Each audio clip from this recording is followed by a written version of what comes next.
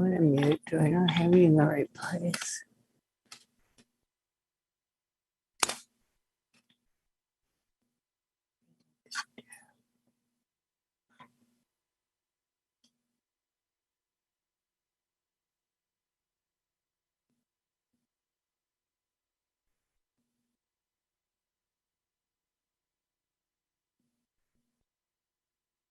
Are you ready, Sam?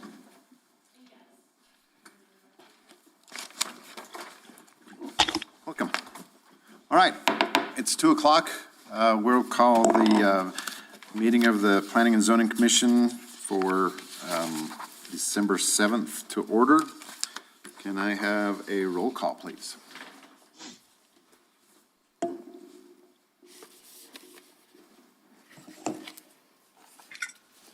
Commissioner Briley? I'm here. Commissioner Byers? Here. Commissioner McLeana? Here. Commissioner Tondino? Here. Commissioner Williams? Here. Commissioner Hooker? Here.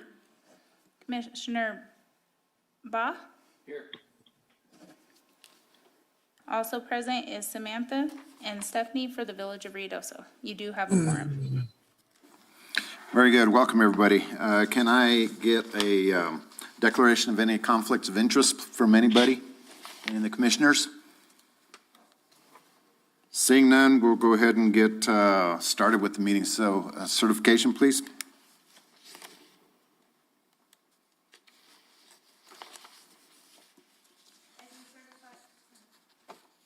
I do certify that the meeting was posted in accordance with Resolution 2102 and within accordance of Section 5440 of the Village Code. Thanks, Steph. Everybody get a chance to look at the agenda. Anybody have any changes? Can I get a motion to approve, please? So moved. I will second. We have a motion and a second. All those in favor say aye. Aye. Opposed? Minutes of the November 2nd meeting. Did everybody get a chance to read the minutes? They're a little bit different than we had last time, so if you have any comments, make sure Samantha and Stephanie know about it. Any changes? Any motions? Mr. Chairman, I'll move that we approve the minutes of the regular meeting of November 2nd, 2021. I second. We have a motion and a second. Can I have a roll call, please?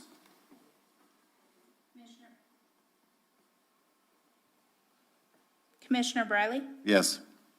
Commissioner Byers? Aye. Commissioner McLeana? Aye. Commissioner Tondino? Aye. Commissioner Williams? Aye. Commissioner Hooker? Aye. Commissioner Baugh? Very good. Next item is public input. This is for the public to chime in and talk to the Planning and Zoning Commission on anything that is not on the agenda. Is there anybody in the public or online that wishes to speak about anything that is not on the agenda?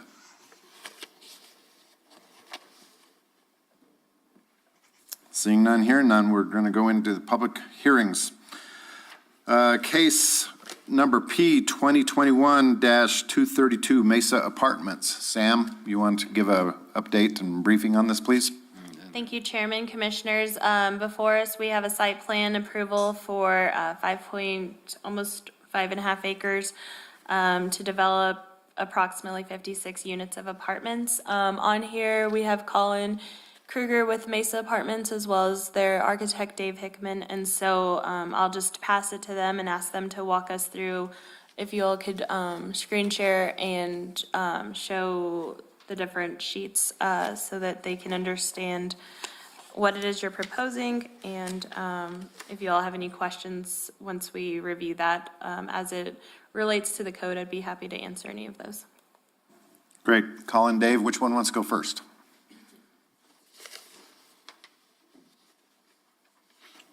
Dave, I'll let you go first.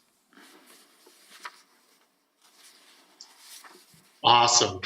Let me make sure I've got everything here real quick. Yeah, I'm just sending Share it my for those. screen. All right, bear with me.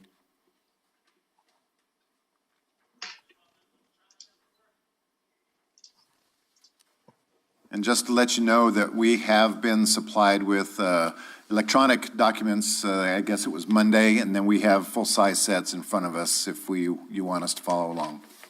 Oh, awesome. Great. So I'm going to go ahead, I'll just go ahead and share my screen really quickly. We'll walk through the same information that you all have. Should be the same. So page AS1. I'm Dave Hickman. The name of our company is Jeeves and Zulu. This is Isabella. Hello. Isabella did a lot of the work on this, and so when I get tongue-tied, I'm going to turn at her, and she's going to be smart and make us look awesome. If that doesn't happen, then we'll blame Colin. It's all his fault. Thanks, Dave. Sure. So this is the project. I assume everybody kind of knows where it is on Meacham Drive. We're looking at the area across from Bonanza Drive. I think it's Bonanza Drive or Bonanza Street. It's one of those two off of Meacham. So this is Meacham on this side. We're between the road or the highway and the golf course, which is over here on this side. We're looking at a single point of entryway and then a looped driveway that goes around the property with then 3 terraced sections that would include the multifamily residential building. So on the lowest terrace, that's pretty far down, pretty close towards the level of the golf course. We have 2 two-story buildings. Those are our buildings C and D. So if you look at the table off to the right, all of the buildings have a 4-unit ground plan, if that makes sense. So there's 4 units on each level as they go up. Buildings D and C have 2 stories, so they're 2 stories high. C is our biggest square footage building on the ground plane because it includes 3-bedroom units. And there's 6 of those units in that entire building. And then the main level of parking, which sits in between buildings C and D and C and, B and C. This is where our predominantly where our accessible route starts. We've got a pretty good slope on the site, more than 15 feet from top to bottom. It's actually closer to 30. But by terracing down here between the 2 levels, we'll be able to create an accessible route, have our accessible units off of the upside of B and upside of this side. And you can see we've got a lot of accessible parking along there. And then the next terrace up after the B buildings, these are 2-story buildings as well. Then we go up to the A buildings on the upper terrace level and the community building. The community building, it has parking that's specific for it as well. And then another terrace for accessible parking spaces. Across the site, we've got 3 potential dumpster locations and 1 monument sign off on the corner. This is our highest point on the site is where our entryway is. And that would be where the monument sign would be located as well. So building A is known as 3 stories high, so correct. B, C, and D are 2 stories. Thank you. See, she's brilliant. I'm just standing here. That's our project in a nutshell. We understand that there's a 2-to-1 parking ratio. In this scheme, we've got far more than the 112 spaces that would be required. Our funding requirement would be a 5% accessibility requirement, so that 5% of the units would need to be a type A unit, type A accessible unit. And then the parking ratio is a direct ratio of the number of accessible units that we have on site. And so we would need at least the same number of accessible parking spaces plus 1 for the community building. And so we actually have far more than that. We've got 12 ADA spaces shown on the site. And those are somewhat as a result of the benching or the terracing of the site as it comes across. So I'm going to jump to the next page, go through the topo. You can see this is the topo. when we do, we have a slope. It looks like it's fairly gradual, but it does pick up steam as we get up to the top where our entryway would be. So the cut from Meacham into this site will be pronounced. I won't say it's dramatic, but there'll be a fairly sizable roadway cut through there. Let me go back really quickly So Scott McGee is our civil engineer, and he has given us some grading and utility marks on this plan. We've got a low-end pond in this area and another small pond in the two corners of the site. Everything is draining down, and then a utility corridor connection that would go bring laterals through the site to that lower south section of the property. So that's that. Then the next page 2, we talked about the survey, the landscape plan. Our intent, looking at the aerial photographs and the information, it looks as though there's quite a bit of vegetation in clumps. A clump on the north side, sort of here in the middle of the site, on the east side, on the downhill side, and then of course on the south side of the property. And we're going to try and preserve as much of those existing trees as we can, especially in that north end quarter.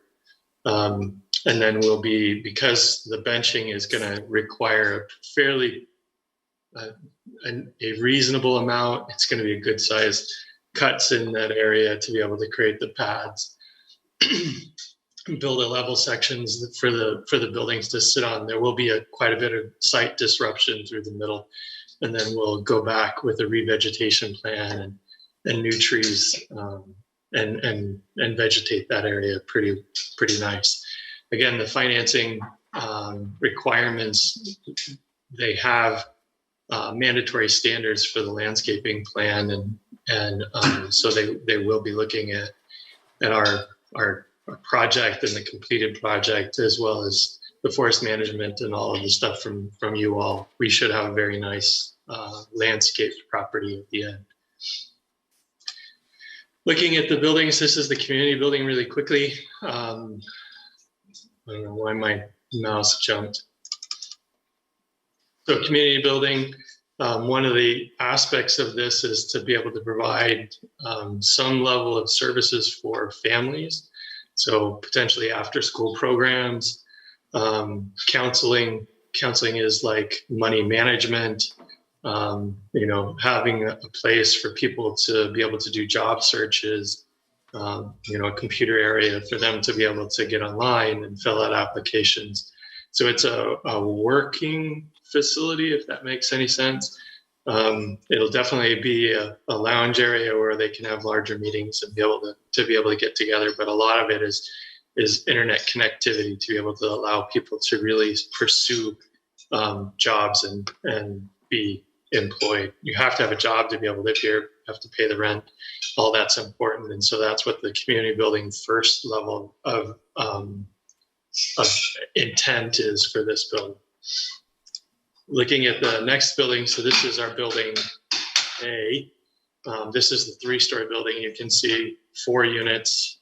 This building A happens to be a pinwheel of 2-bedroom unit, 1-bedroom unit, 2-bedroom unit, 1-bedroom unit, and those stack all the way up through the building itself. So we have 3 stories. Pitched roofs, asphalt shingle roofs. The 3-story buildings will meet the height restriction of a 35-foot. The 2-story buildings is much lower. It's about 26 feet.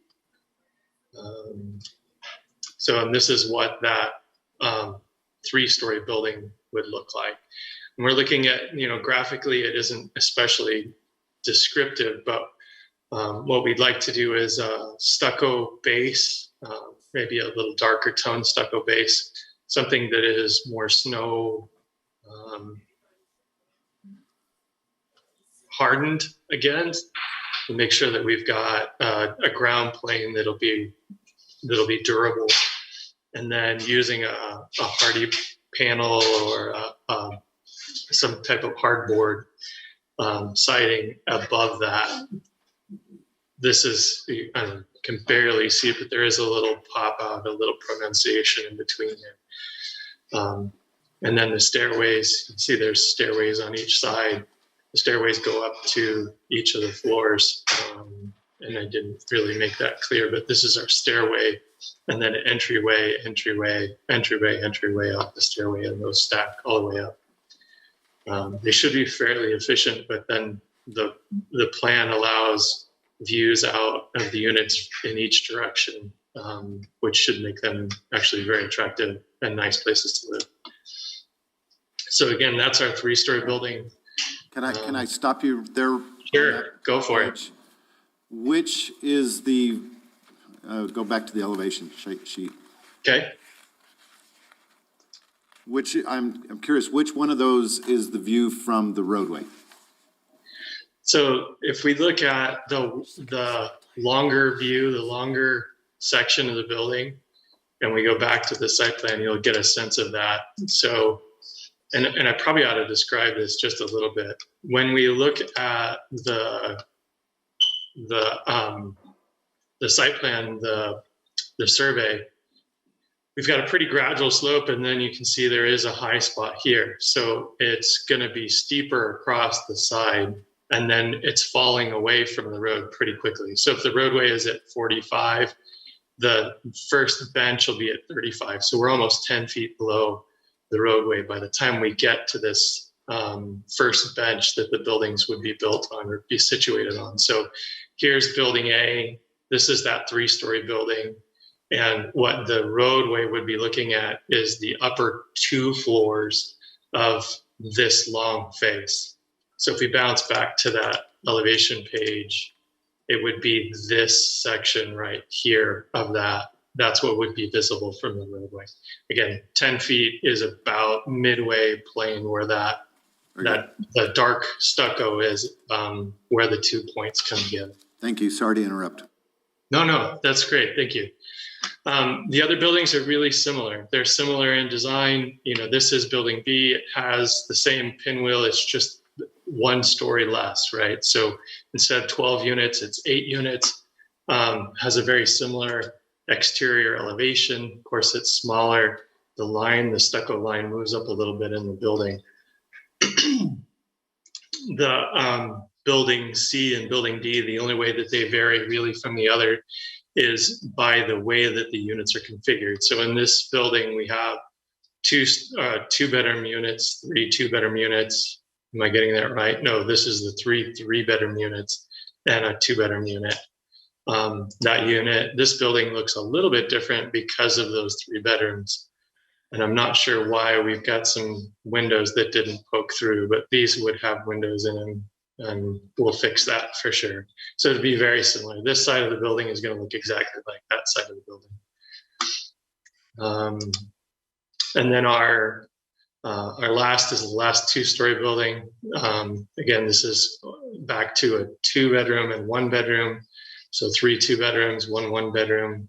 And you can see that one looks very similar to the others as well. Similar roofing, similar stucco siding patterns, and then that central stairway with then the pitched roofs. So that's the project is as far as we've gotten so far in our design. We've got quite a bit work yet to do to really finish things out. But it does convey a little bit. One of the things I didn't talk about, and I'll just go through really quickly, is again, the financing and the investor groups as well actually will have some pretty stringent requirements for outdoor recreation, outdoor play areas. And so in front of the community, or it's actually behind the community building, we have a play area. We have a requirement to meet or to provide 3 play areas for 3 different age groups. And those will generally be located around the community building, a tot lot and a play area for kids that are 5 to 12, and then something for the older group. More than likely that older group would be a little moved away. We haven't programmed that out yet. There's a lot of different options that we can do. It can be as simple as a playing field. It can be as noisy as a basketball court. We don't generally like to do basketball courts, although that's one that has been selected and used in the past as a recreation area for the older kids. One of the ones that we've seen a lot of success in is like walking past or running past, and then actually bouldering areas are kind of fun as well. And they're pretty quiet. We don't have a lot of crazy wild skaters trying to jump on a boulder with handholds on it. And so that might be something we look at in this area. Again, trying to make sure that we preserve as much of the natural vegetation that exists in that area, because that's a place where we wouldn't be disrupting too much of that, or wouldn't have to for the building construction. Mr. Chairman, may I? Go ahead. Darren Hooker, I'm just curious, as you're talking and you led yourself right to the back of the property, will there be any tie-in to the Lynx Trail that comes I would around? love to do that. And I think as a project, we would love to see that connectivity. It actually helps us with this project and the scoring of the project as well. If that's something that the city finds favorable, we would certainly support that and make sure that we have the design connectivity to do it. Thank you. Crossed one of my questions off the list. Any more presentation?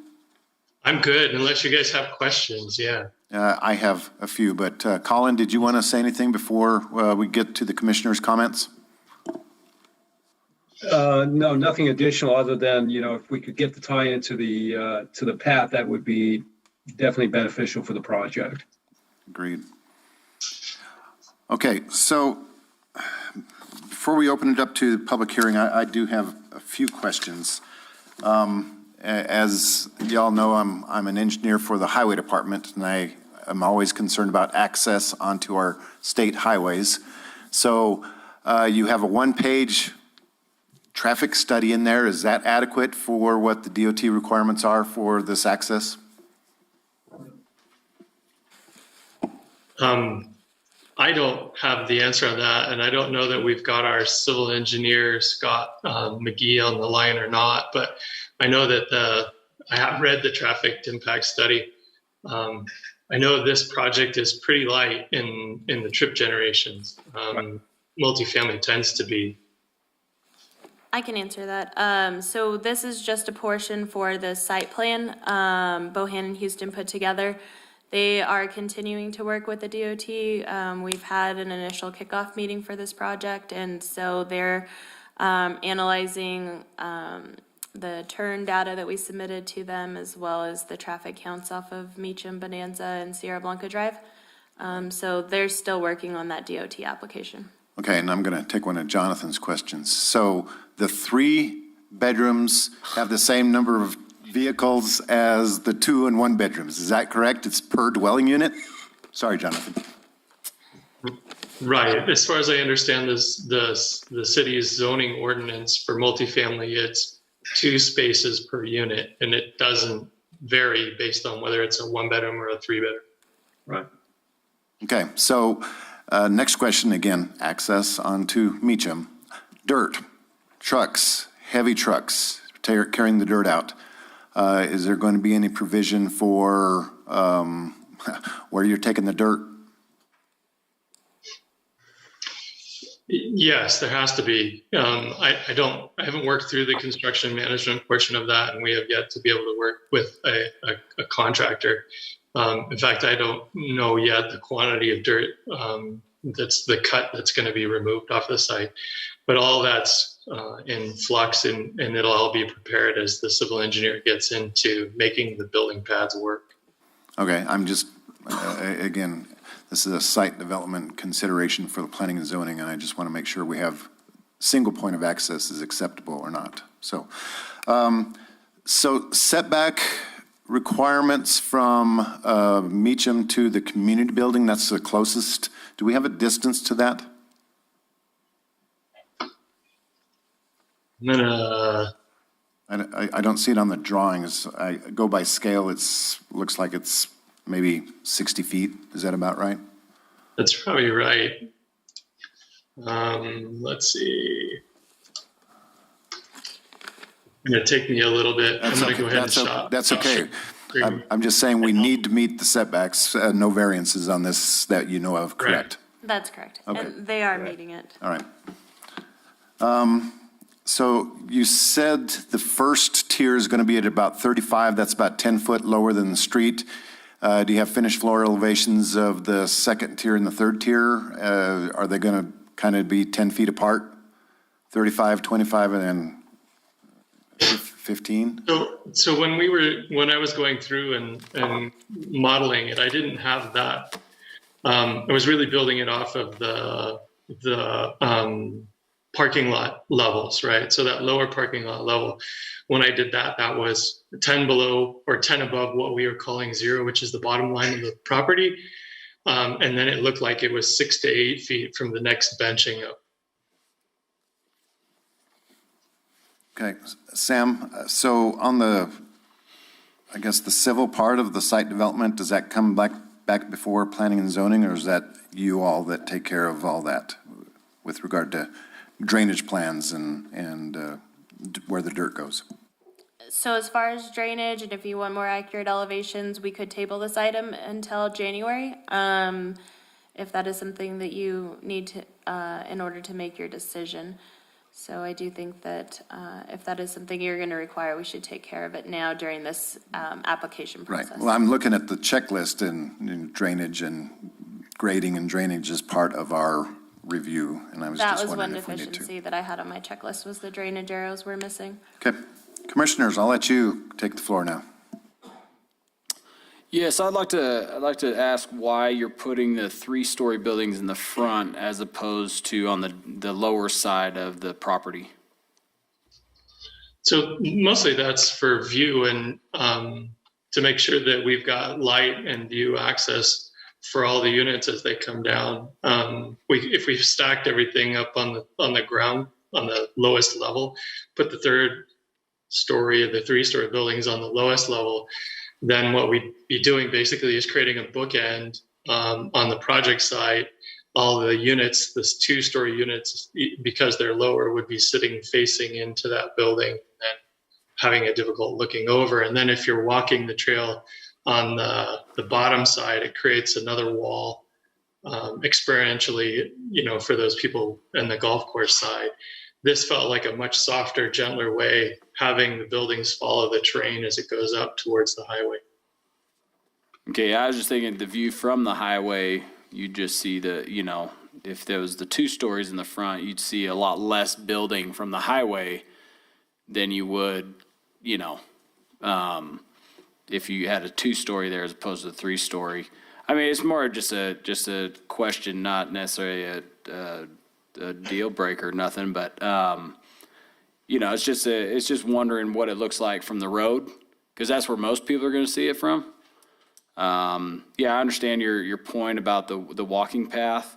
I mean, you do have quite a large area in between buildings C and D that will let tons of light in, view through, things like that. It's just a question, comment, pretty much that.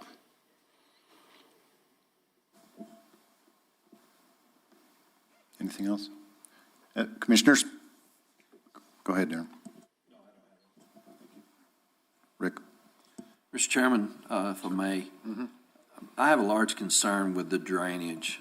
Where does the current property, does that water run to the north as it sits today?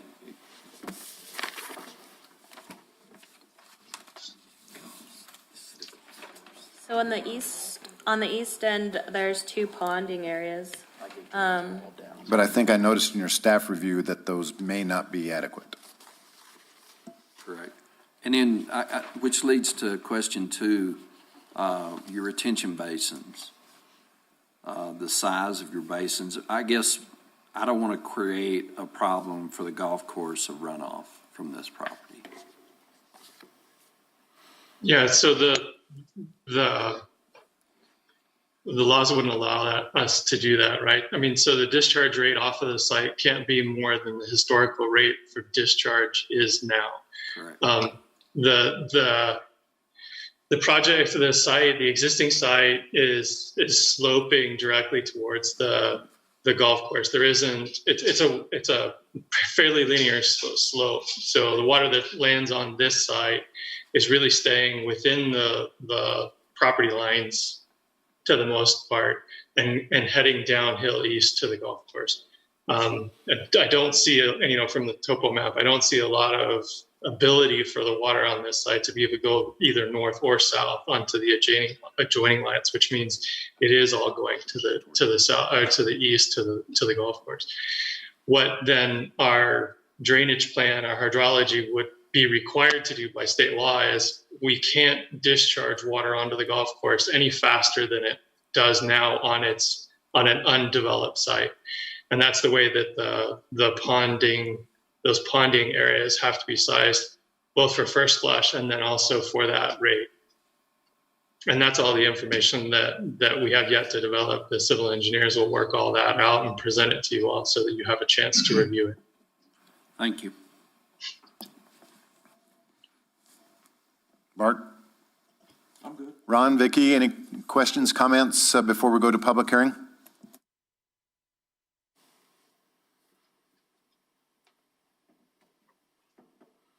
I'm good, Alan. The only question I might have is the width of the driveway extending out onto Meacham. And will that, is it for 2 cars, 1 car, 4 cars? In order to handle the traffic pattern well enough that Meacham doesn't get backed up and neither does your development. Yes, thank you. That's actually a great comment. What I don't know the answer yet to, and I suspect that it won't be required based on the trip generations, is whether or not a decel lane would be required from the highway onto the entrance point. That we'll know further when we get into the Bohanna-Houston report and they get into their work and their applications. That'll answer that question. Relative to the access aisle and actually the aisle that goes all the way around the property that loops around, because we have a three-story buildings, the fire code actually requires that we have a 28-foot access aisle. I know in the Ruidoso's ordinance, it's a little bit narrower than that. The fire code will dictate in this case, and that's really purely just for fire apparatus to be able to get onto the site and be safe between cars to be able to get up and be able to have the hoses spray up that high. So great question. Yeah, and we do have a 28-foot entryway to be able to meet that apparatus size, and then that will continue to loop through so that they're able to get through. It does help the garbage collectors as well. They don't get as close to cars. Anymore, we have a lot of pickups, and pickups can be really long. And so that extra width in the access aisle is actually pretty helpful. And you indicated, I think, at least if I understood right earlier, that the flow pattern around the building will be one way only? No, so with that 28-foot access aisle, because it's so wide, that does give us a lot of flexibility. And so it doesn't need to be a one-way. What we have designed on the site plan is for the garbage collectors to be able to make a one-way, one-direction loop through so that they're not backing, and that gives them a lot more efficient. Great. Okay, thank you. Right. Yeah, great questions. Thank you.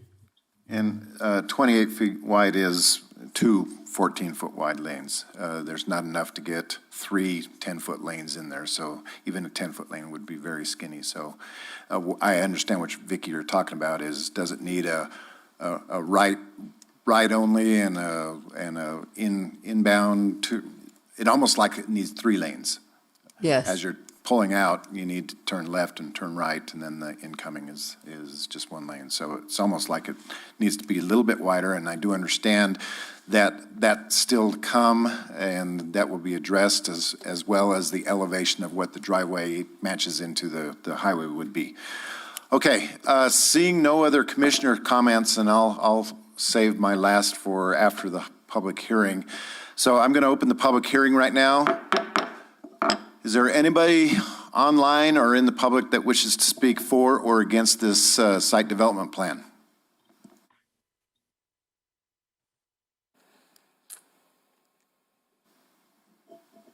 Sam, have we received any letters of support or against? No, sir, Chairman, we haven't received any comments back. Last call for public input. All right, I'm going to close the public hearing.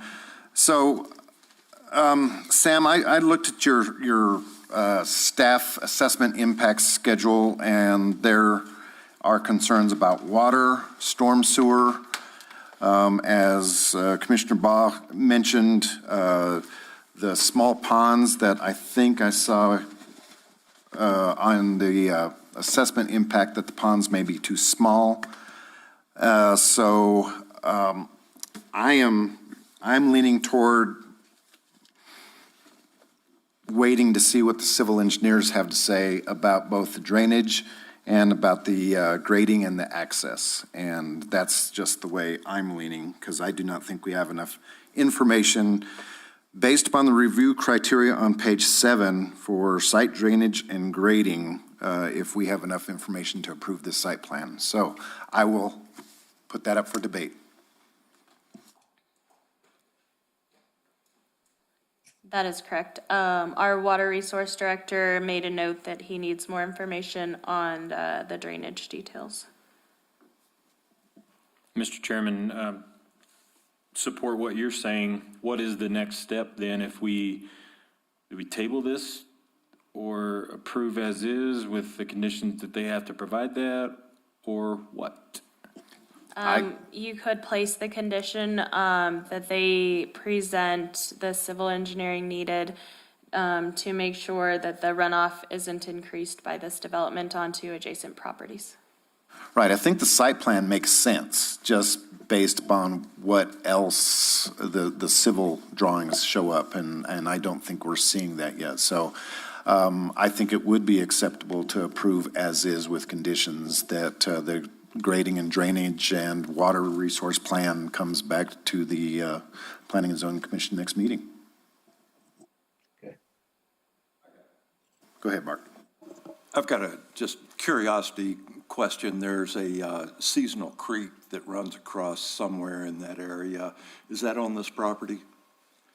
I think it's on the property to the north of us. I know what you're talking about. You can see it seeping down. Yeah, it fills that little pond on the golf course, basically, and I was just curious. And that's coming from up more towards Bonanza, because it wasn't Right. running, and then we sent Adam and he checked it out. It for is us. running, yes. What's going on? Correct. So you're saying that is north of here? Mm-hmm. Okay. It's the same general area, though. Yeah. Last question is, one of the things we're supposed to be looking at is,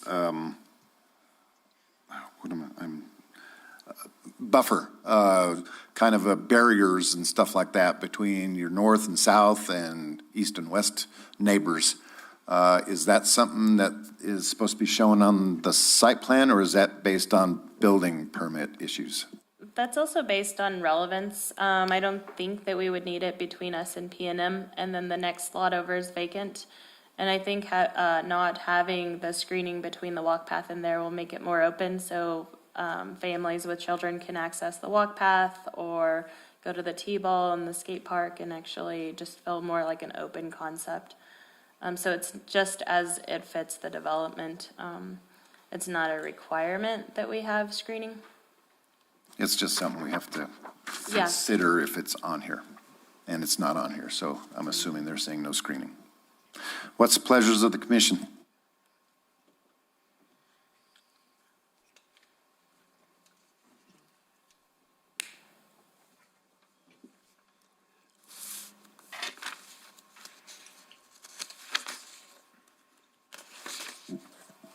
Mr. Chairman, if I may, with any input from the other commissioners, I would like to make a motion based upon the foregoing findings of fact per 52-68 and 54-100 of the Village Code.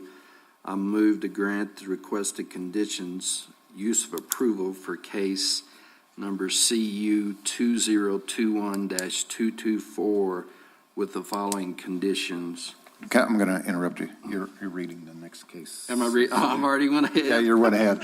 That was close, wasn't it? So which one did I get? Page 9. Okay. So to start all over, Sorry. for 52-67 and 54-100 of the Village Code, I move to grant the requested site plan approval for case number CU 2021-232 with the following conditions. We'll need additional information on the water course and also the stormwater. We'll need the civil plans for that. Commissioners, anything else? As a friendly addition, and waiting on the Bohannon-Houston traffic study. For the Right. DOT. Yeah. So I'll make that as a Attention. motion, Mr. Chair. That is motion. Did everybody understand the conditions based upon the water course, stormwater, and traffic impact analysis coming back to the Planning and Zoning Commission? Do I hear a second? Second. We have a motion and a second. Can I have a roll call vote, please? Oh. Clarification on the timeline for it to return, do you want it just before building permits are issued? Is that what the motion is, to approve it, and then prior to building permits, that needs to be approved by you all? Or are you wanting it back next month? Mr. Chairman, I'd like to see this back next month so that we have some time. I'm sorry? Which is January the 4th. Can I ask for February just because of the holidays to get a civil engineer to get this done between Christmas and New Year's? It's going to be a challenge. Commission? I'm That's fine with that. Fine. February? Is that okay with the seconder, Ron? I didn't hear it, Alan. We're going to ask for these conditions back to the Planning and Zoning in the February meeting.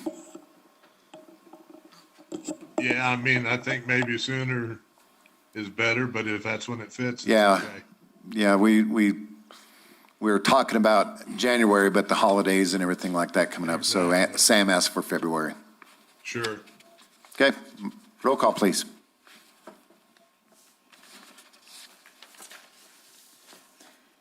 Commissioner Briley? Yes. Commissioner Byers? Aye. Commissioner McElina? Aye.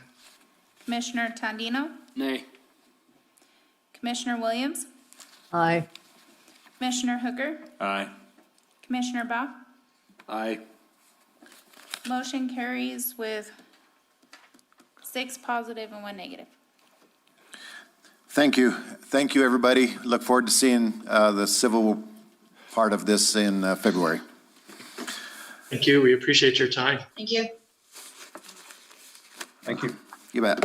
Item B, conditional use request case 2021-224.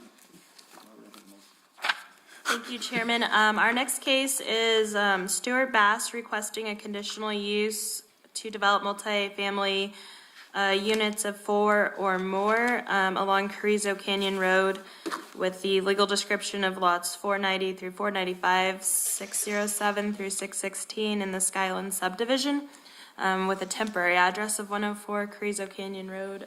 Stuart is with us. Would you like to sit at the table? And After watching that last one, I think I have to go back and do my homework. This is my first time new, So obviously I'm ill prepared. that's okay. Tell us what your plan is, and we'll help you through it. Okay. I've owned this piece of property for quite a while. It was a roofing yard. Multiple people have tried to rent it.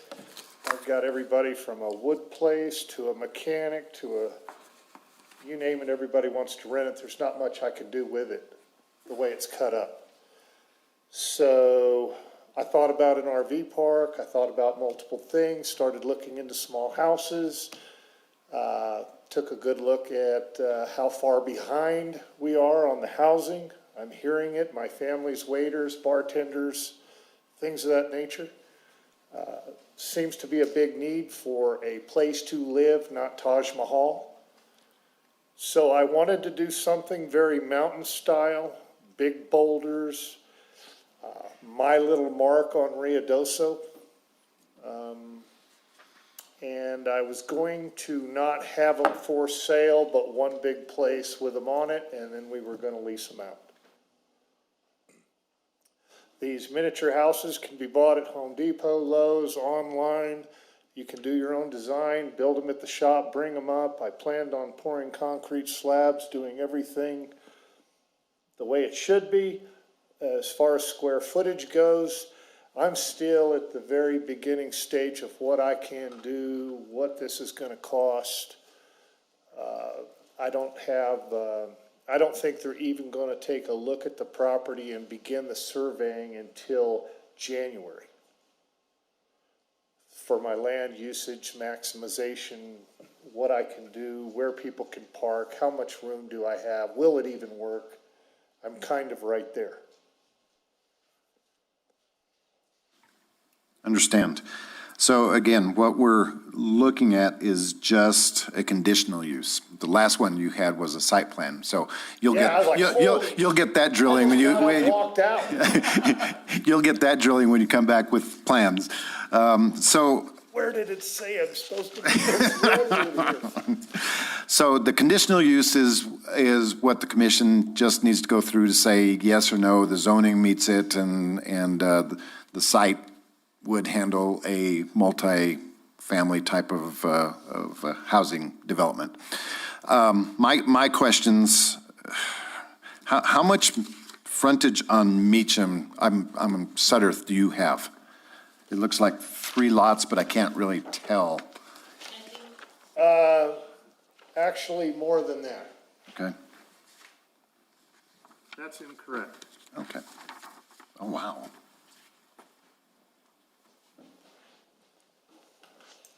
Are you wanting them to access off Carrizo Canyon Road, though? Yes, ma'am. Correct. Isn't it fairly steep going from Carrizo up to Sutterth? Oh, sort of. It's strange when you're actually on site looking up Carrizo. It's not as steep as. As steep as it Where Fun seems. Trackers That was my thought. is, you know where Fun Trackers is? Yeah, I Right know across the exactly what street, it's at. that vacant land that goes up to Sutterth. Right, We already have a driveway on there, semis pulling big metal, used to pull in there, turn around and drop off steel roofing. They're already driving up there and around, no problem at all. Elizabeth Jackson. I think by the time dirt is brought to the front or dirt is brought in and level takes place, that we'll see that grade rise somewhat, depending on how we do it. I'm thinking retainer wall through it, build these up, have small houses over here high, instead of trying to do it with a whole piece of land and change the driveway. okay. Commissioners, any questions for Mr. Bass? I enjoyed watching that last one. I have a question, Alan.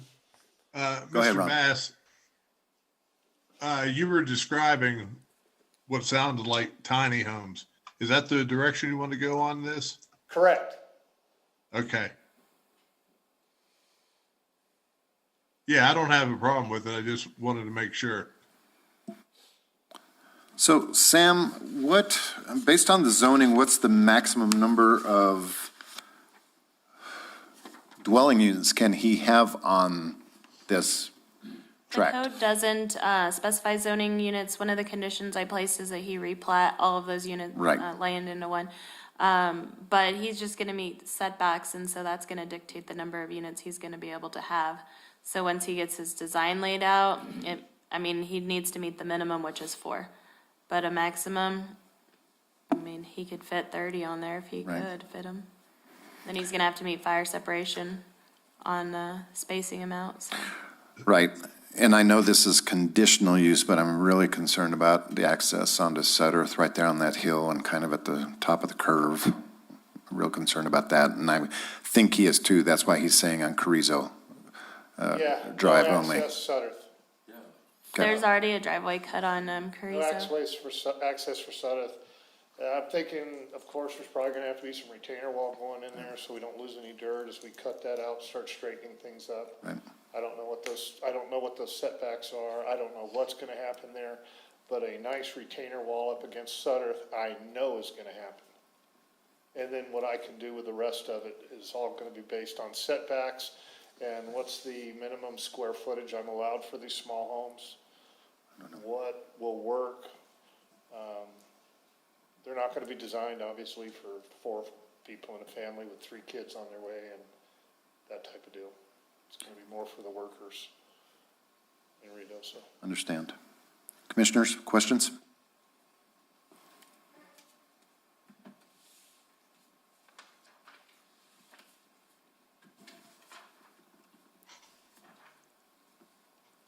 Hearing none, I'm going to go ahead and open this up for public hearing.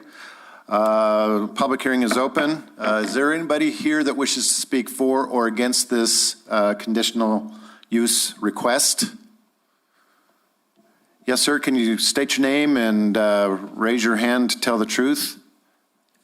State your name, please. My name is Dave Wachter. I live on Carrizo Canyon Road, lot 445, just down from that space. Do you mind coming to the microphone next to Stuart, please? Yes. We're getting everything on the record.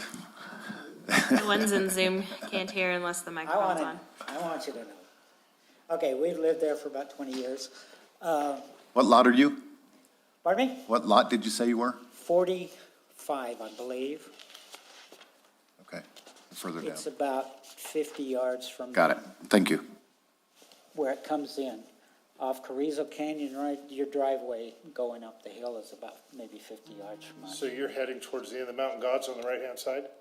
No, we're headed towards the end of the Mountain Gods on the left-hand side. On the left-hand side? Adobe-looking building. Yeah, It's down on and 147. on the left. Right, Gotcha, that's I know us. where you're at. Go ahead. Yeah, we've been there for a long time. That building, that lot is pretty steep. The difference between Suttereth and Carrizo Canyon is fairly steep. So it's gonna be an engineering problem, I know that. I guess that the ingress is gonna be on Carrizo Canyon, because I can't imagine, you know. That's what he's saying. We're trying to pick up the old dilapidated house behind the old roofing office. Uh-huh.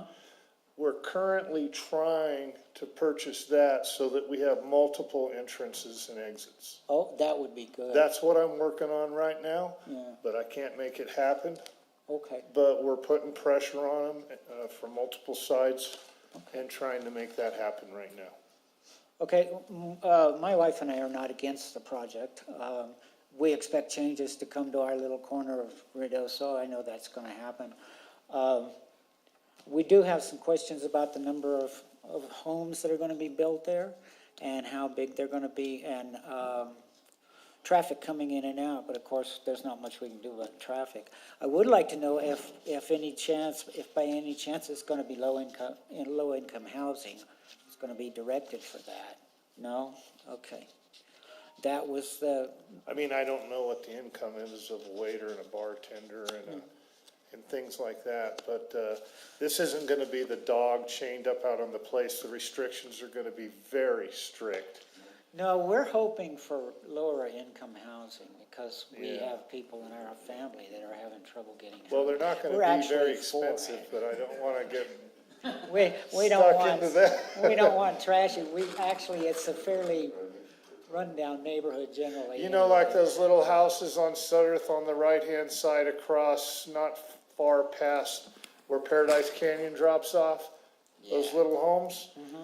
That's kind of what I'm thinking, but not straight line lined up. I want it to have that warm, cozy feel, and I'm contemplating whether or not we have a parking area and you get a cart like you do at the marina to take your goods to your place, and then a centralized parking area. Have you thought about dumpsters, more dumpsters? Oh, I hate dumpsters. Well, if you put, say, 30 people in there, there's going to be a lot more trash. We've got four dumpsters along that road. So I'm wondering if we're going to have enough, way to get our trash out. If you recall the last one, they have areas identified on their site plan. So if we get to the site plan and he doesn't have a place for his own commercial dumpster, we'll make that a point to tell him about it. Well, in general, then, we support it. I think it can, that lot's kind of ugly, you know, and it's used for a dump quite a bit. Well, if I can't do this, I'm gonna sell it to somebody and let them do whatever with it. I kind of like, well, my wife and I kind of. That's where I'm at. It's either get something done on it or sell it and walk away and let that be somebody else's problem. And I have a lot of people wanting to lease it, so obviously I have to do that first.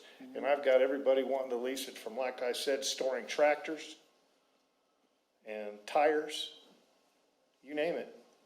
Everybody wants to lease it. I've been reluctant because all the tenants I've had in the past have been trash. So that's why the building sat empty so long. That's why I've got the sign up for lease, but I quiz them very, very, very, very, I'm specific when they say, hey, I'd like to lease your property. Well, so is everybody else. What are you gonna do? And I listen to their story and I say no, because I have been burned over and over and over and over again on leasing that building and that property. Where the pot shop is up top, I own that too. Oh, you do? Yeah. Oh. Now, I leased that to Harvest reluctantly. I still may pay for it. I don't know. But the best thing that's come along so far. Well, we've only got two marijuana shops there, so a third one is quite welcome. Kind of like a little pot hub, maybe. Yeah, it's quite a little pot hub. Maybe everybody gets high, rents a house. I don't know how it's gonna. All right. That's the nature of old. We're going to continue on with public hearing. Is there anything else you'd like to stress? We generally support it. I'd like to be involved, I'd like to see the notices on the site plans and things like that, so we can comment on it. Yeah, I want There to will make be. it pretty. We've rolled into here since 1968. My dad and Dale Robertson were involved in Innsbrook Village. This is my hometown. I would not do anything over there that's Very good. Sounds good to better me. than it is. Sounds good to me. Is there anybody else that wishes to speak on behalf or, would you both raise your hand and swear to tell the truth, nothing but the truth? Okay, can you come on up to the microphone and identify yourselves, please, and state your case? You can sit back.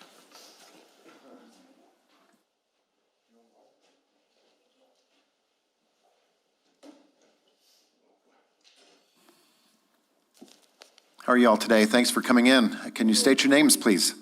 My name is Judy Gonzalez. Thank you, Judy. My name is Tommy Trujillo. Go ahead. This is a public hearing. I'll give you some time to talk about this project for or against. Okay. What I need to know is, I got a letter saying that you were within 200 feet. 607, I have a south part of 607 and south part of 608. Now, I'm not sure, I couldn't find the map that you get from Carrizozo, but I'm not sure if it's the one the lot is 607 is towards Suttereth or Carrizo Road. According to our maps, the 600s are toward Sutterth. Everything on Carrizo is in the 400, lot 400 and such. My property is on It's right here. 109 South Hickory. Okay, so you're It's further up right that way. next to the Bass Brothers right there. Okay. Her property is sitting right behind me. Yeah. We're wondering how close all this business is gonna be right next to our property there. Are you all on Hickory? No. 109 South Hickory. I Oh, live South there. Hickory? This is my sister, she lives right behind me. So this would, do you know what lot number you are? 109 South Hickory. 601. 601, I see it. The back yard of your home would be directly adjacent to this development. Correct. It would be what, directly? So your backyard would be, the other lots are contiguous to your backyard. Does that make sense? Their lot You mean backs apartment? up to my subdivision. Correct. Yes, so then, Can I It'd be the next property over, so in your backyard, basically. Stephanie, yeah, show them that. We don't have a site plan yet. During the site plan hearing, that is one condition we could ask is that, that this multifamily housing be screened from single-family residents like on Hickory.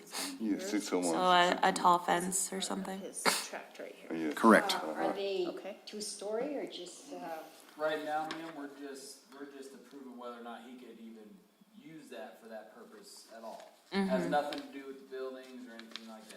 Right. Was to take into consideration. Yeah, we're just talking about whether or not we approve, he can put move in- forward to bring us a plan that would answer more of those questions. Right now, it's just yes or no to approve it or not. Yes. Can he use. put more than 4 units on those pieces of property? That's pretty much what we're asking for. That's what he's asking for. And then once we say yes, if we say yes, then he has to bring us all this stuff that shows dumpster locations, screening, parking areas, access points. We're not to that point yet. We're just to the zoning part of it, saying because it's commercial to zoning, you are allowed to have certain residents, certain number of residents based upon a conditional use, and that's what he's here for. And prior to any building permits being issued, he would need a site plan approved by the planning commissioners. So this is just step one before any investments done in surveying or engineering, just to see if the use would even be allowable on that property. after all this is done, then there'll be another Yes. meeting? So this is your opportunity, though, to say if you think that it would be a negative impact on your property. The only thing about it, that it would mess up our view, I mean, of the mountain. You know, so Yeah, there'd be more crime around in there. It'd be multi-story. yeah. As I can see. That would take all the view from there. And, There's so many people around that area already, fun tractors, you know.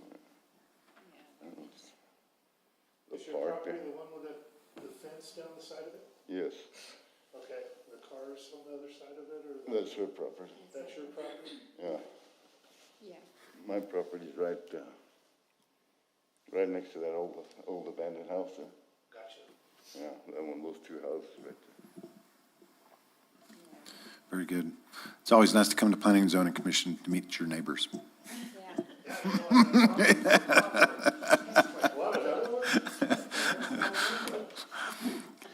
So, yeah, a lot of the details are still to come.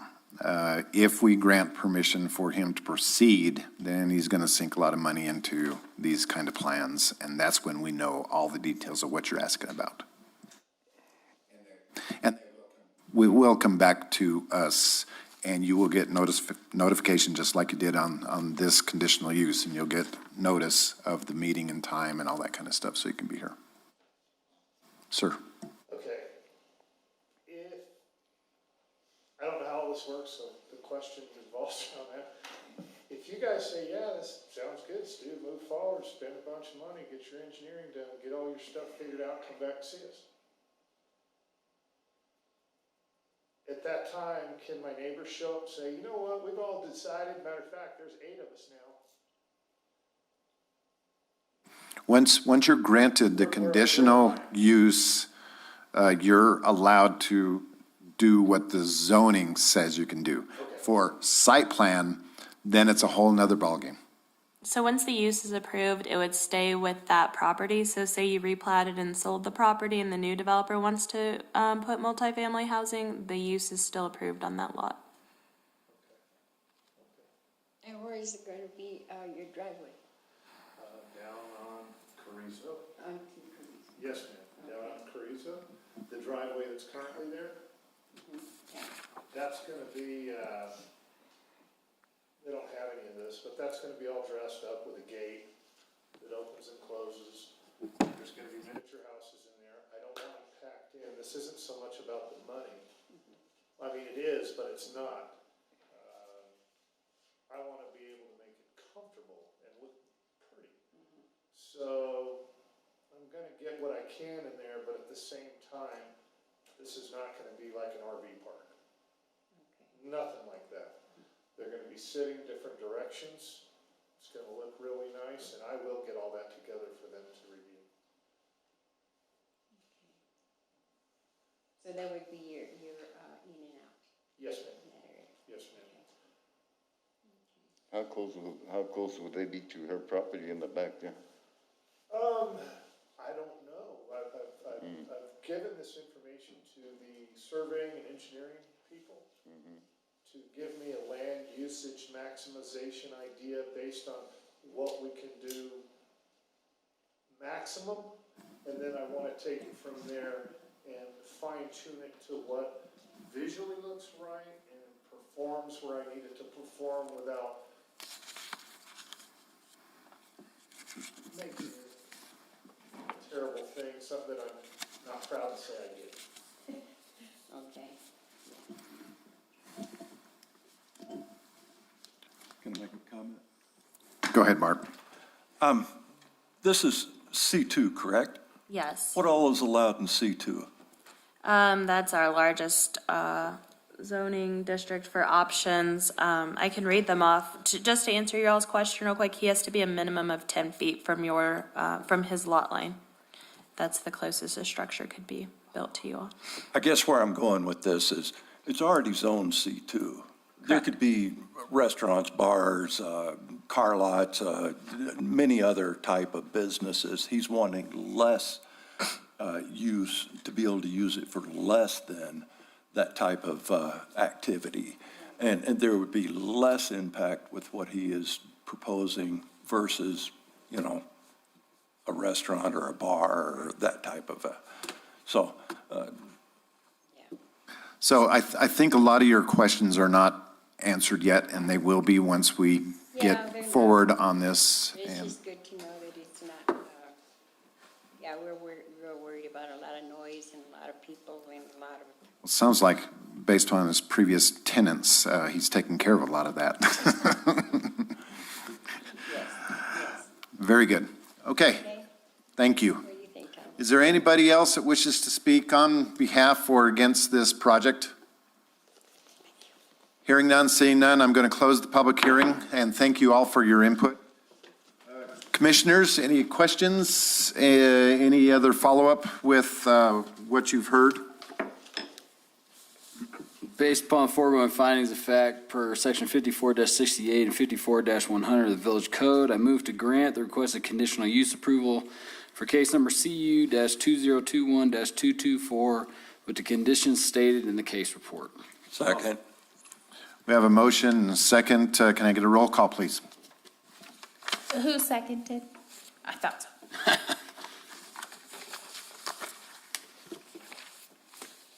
Commissioner Briley? Yes. Commissioner Byers? Aye. Commissioner Michelina?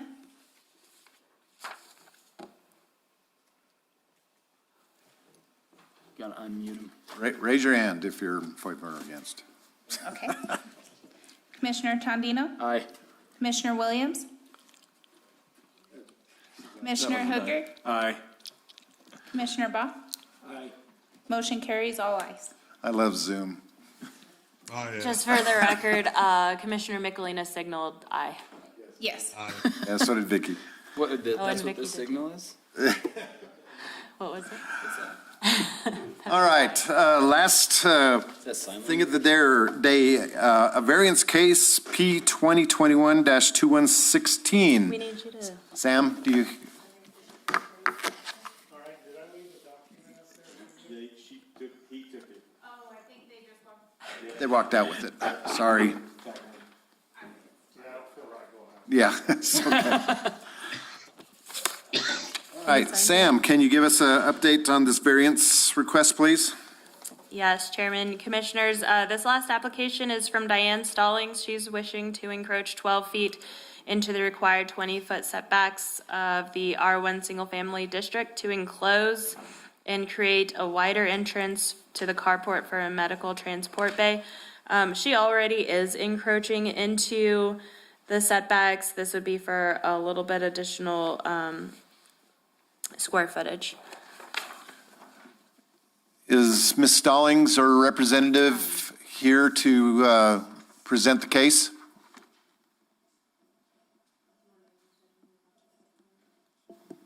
I'm on phone. Very good. Is this Diane? Yes. Okay, so tell us what you want to do. I want to convert the carport into an entrance to the house so that it'll be a straightforward double-doored entrance for transport of hospital bed back and forth. Currently, it's at an angle, a twist, and extremely difficult. Also, it would improve the property immensely. If you know the area, we are certainly the lesser house on that block.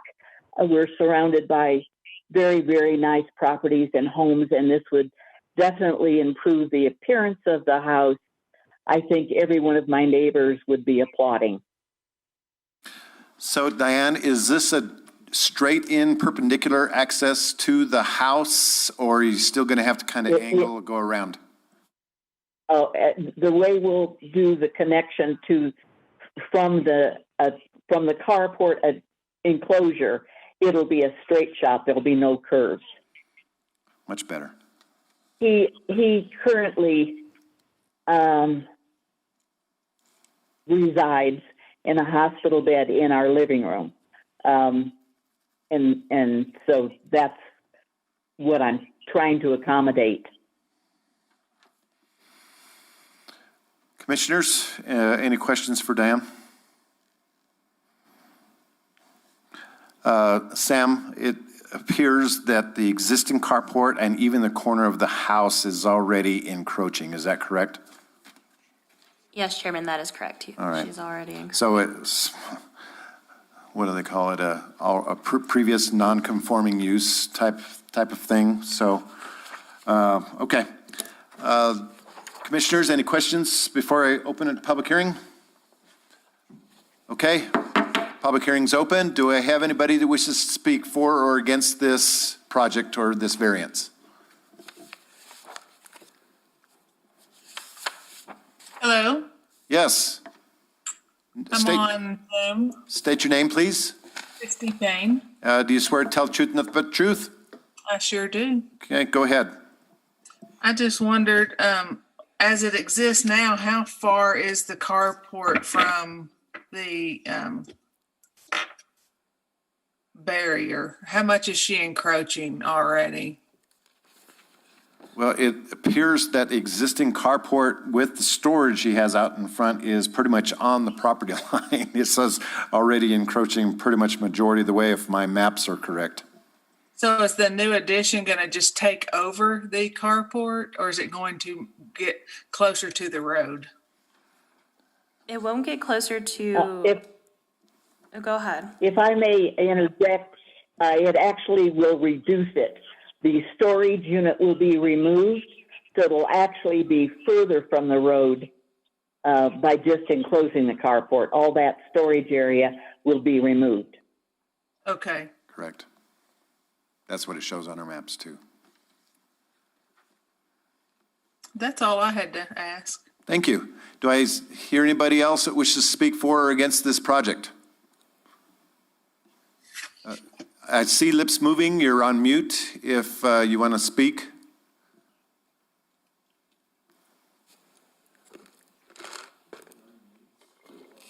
Sir, you're on mute. Can you unmute yourself?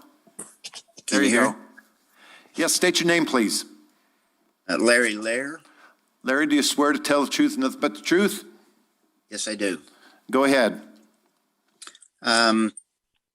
We have a home that is 3 doors down from this, and my question is, if this variance is granted, how long does this stay in effect, or is it permanent with the property then? In other words, if they don't do anything, if they just get the variance and they don't follow through, does it stay with it, or is there a time limit? Well, I do believe a part of the condition was they had to start within 6 months. Is that correct? Yeah, failure to complete and record the variance agreement within 6 months means it's null and void. I don't know how long they have after the agreement is done to build something. 6 months to get building permits. 6 months to get building code is what she says. So 6 months to get a permit and then another 6 months to finish it? So No, they'll have 6 months to obtain building permits and 1 year from the issuance of building permits to complete the project. correct. Okay, so up to a year and a half total. Yes. So if she doesn't do it, then the variance would terminate. Correct. Correct. Okay.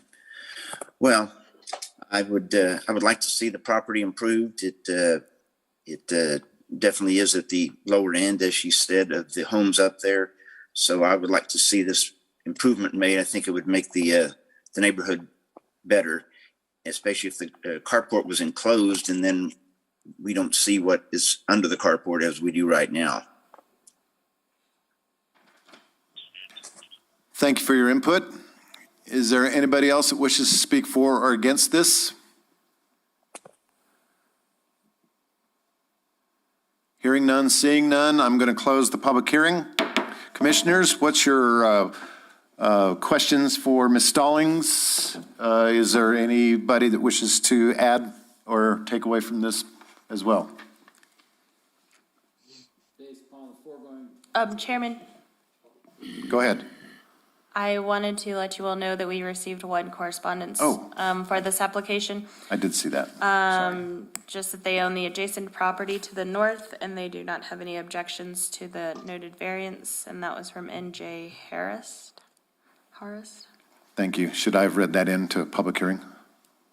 They're not here to Okay. cross-examine. Thank you.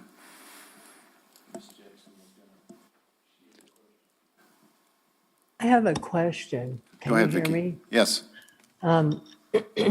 So to enclose this carport, what she's really going to do is take an existing structure which was not permitted or approved, and she's going to turn it into a garage now? Is that correct?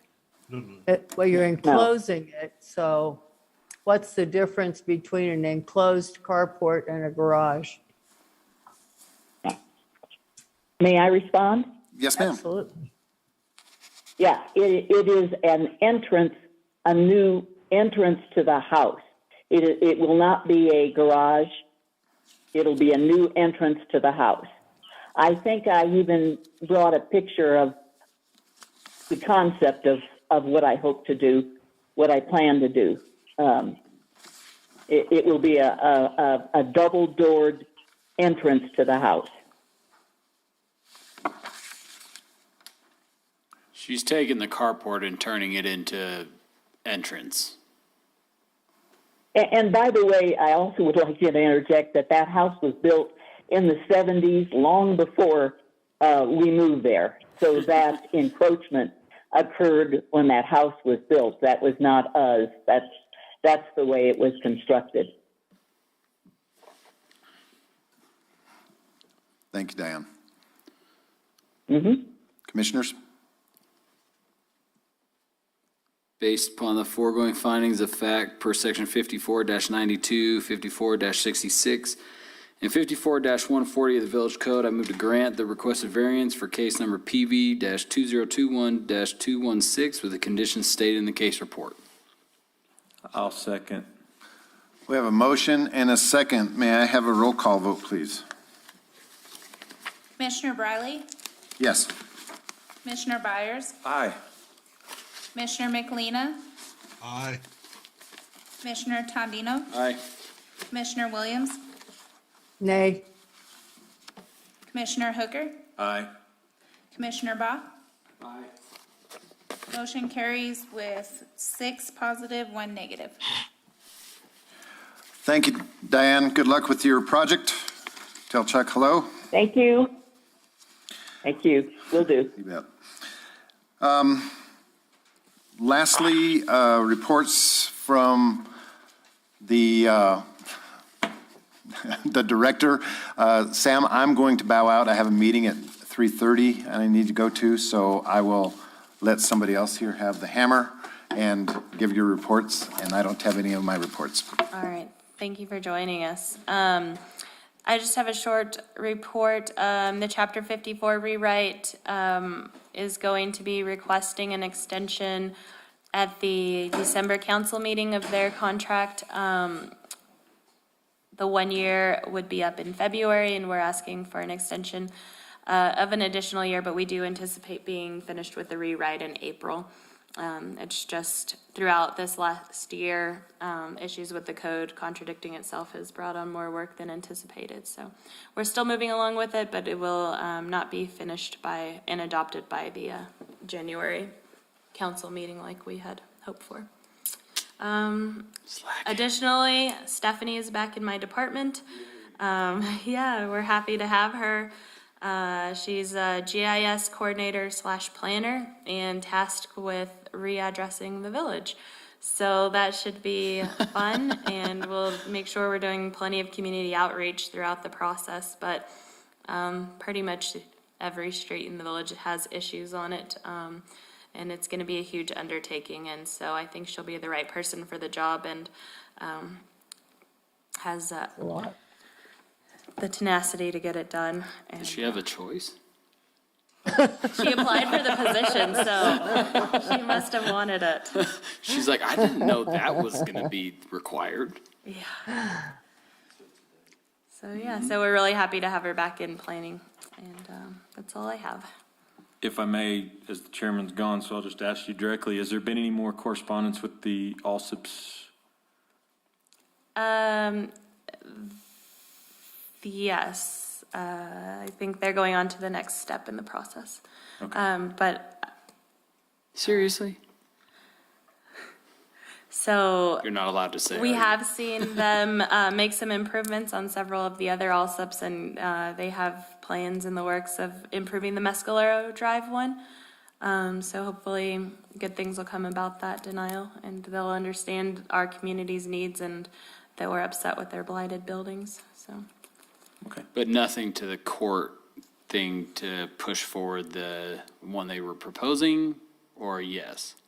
So legal matters are handled in executive session with the village council, so I can't really talk about it in a public meeting, but hopefully they'll continue to improve the other sites throughout town. Got it.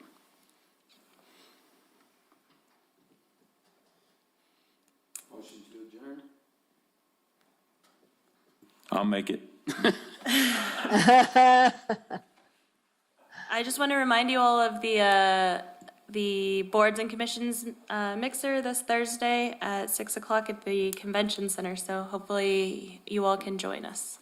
What time is it at? 6 Oh, is o'clock, it- right? Am I saying the wrong time? I thought it was 3:30. I wish. Oh, okay. 5 o'clock. At 5 o'clock? Okay, sorry about that. 5 o'clock. 5 o'clock.